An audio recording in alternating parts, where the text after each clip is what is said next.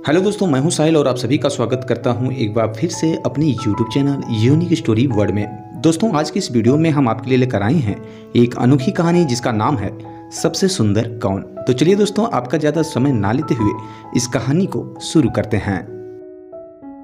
एक बार की बात है, एक बगीचे में एक बरगद का पेड़ था। उस पेड़ पर कुकू नाम की एक कोयल रहती थी। उस कोयल की वाणी बहुत ही मधुर थी। जब वह कोयल कुहू कुहू करके अपना राग छेड़ती तो बगीचे के सभी पक्षी उसके इर्द गिर्द आकर बैठ जाते और उसके मधुर स्वर का आनंद लेने लगते। सभी पक्षी उस कोयल के स्वर की प्रशंसा करते थे। अपनी प्रशंसा सुनकर कोयल गर्व से फूलों न समाती और धीरे धीरे कोयल का यह गर्व घमंड में बदलने लगा और उसे लगने लगा था कि अब उसके जैसा अद्भुत पक्षी इस बगीचे में और कोई नहीं है। अतः अब वह अन्य पक्षियों से सीधे मुंह बात भी नहीं करती थी। उसके इस प्रकार के बर्ताव से बगीचे के सभी पक्षियों को बहुत बुरा लगता था, किंतु उसकी मीठी वाणी के कारण कोई भी पक्षी उससे कुछ नहीं कहता था। और फिर एक दिन एक मोर किसी दूसरे जंगल से घूमते हुए उस बगीचे में आ गया, जिसको देखकर सारे पक्षी आश्चर्यचकित रह गए, क्योंकि वह मोर अत्यंत ही सुंदर था और इसके पहले उस बगीचे में इस प्रकार का कोई पक्षी भी नहीं था जिसको उस बगीचे के पक्षियों ने पहले कभी देखा हो।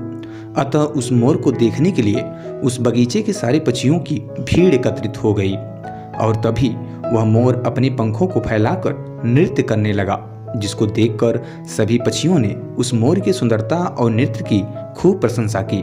किंतु कोयल को उस मोर की प्रशंसा अच्छी नहीं लगी और वह उस मोर से जलने लगी। अब सारे पक्षी उस मोर के ही इर्द गिर्द रहते और उसकी ही प्रशंसा करते और कोयल को कोई नहीं पूछता और ना ही कोई उससे बात करता, जिसके कारण कोयल को बहुत क्रोध आने लगा। वह सोचने लगी कि जब मेरी वाणी इतनी मीठी है तो भला मुझसे सुंदर कौन हो सकता है।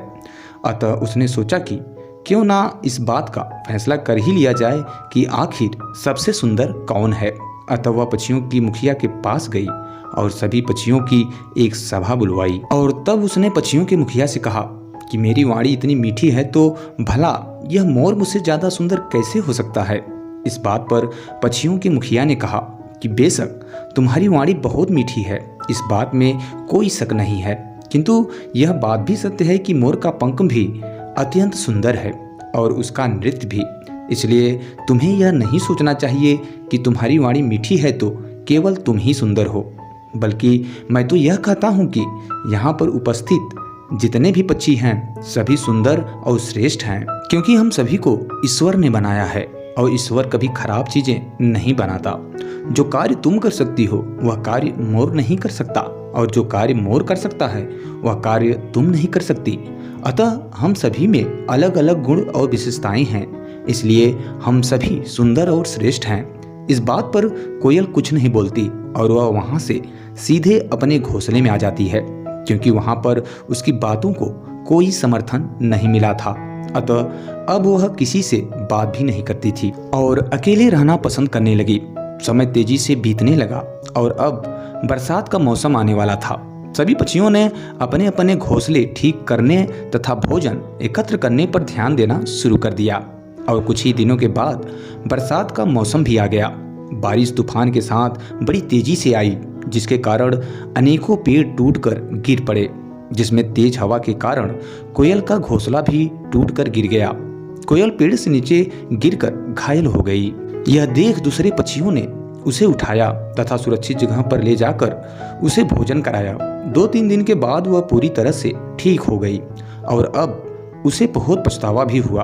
अंततः उसने यह मान लिया कि वास्तव में हम सभी सुंदर और श्रेष्ठ हैं, क्योंकि अगर आज वह जिंदा है तो उन पक्षियों के गुण और विशेषताओं की वजह से है जो उन्हें उसे बचाने और मदद करने के लिए प्रेरित की। अतः अब उसने सबसे माफ़ी मांगी तथा अपनी वाणी की सुंदरता पर कभी न घमंड करने का वादा किया। तो दोस्तों, इस वीडियो में बस इतना ही। उम्मीद करते हैं ये कहानी आपको पसंद आई होगी। अगर दोस्तों कहानी पसंद आई हो तो इसे लाइक करें और चैनल पे पहली बार विजिट कर रहे हैं तो सब्सक्राइब कर लें और बेल आइकन को जरूर प्रेस कर लें, ताकि हमारे द्वारा अपलोड किए हुए लेटेस्ट वीडियो का नोटिफिकेशन आपको सबसे पहले मिल सके। तो चलिए दोस्तों, मिलते हैं नेक्स्ट वीडियो में कुछ ऐसे ही इंटरेस्टिंग और अनोखी कहानियों के साथ। तब तक के लिए दीजिए इजाज़त। Bye bye, take care and जय हिंद।